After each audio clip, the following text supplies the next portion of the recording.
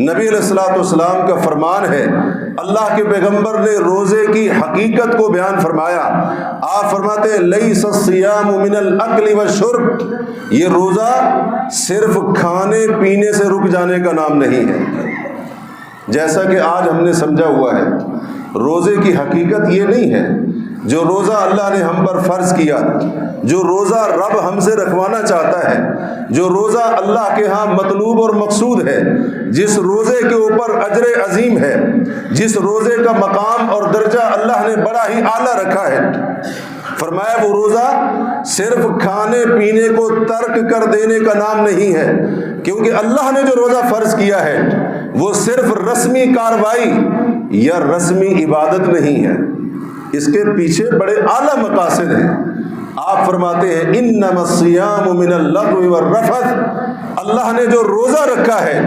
وہ دراصل تمام قسم کی لغویات اور فضولیات سے رک جانے کا نام ہے۔ وہ روزہ جو اللہ نے مقرر فرمایا ہے، جس کی فرضیت کا اعلان فرمایا ہے،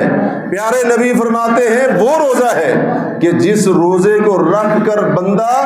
ہر قسم کی فحش حرکت اور بات سے اپنے آپ کو بچا لے۔ تو معنی کیا ہے اس کا معنی یہ ہے، حقیقی روزہ وہ ہے کہ جس کو رکھنے والا ہر قسم کے لغو کام، لغو بات، فضول معاملے سے پرہیز کرنے والا۔ اصل روزہ وہ ہے کہ جس روزے کو رکھنے والا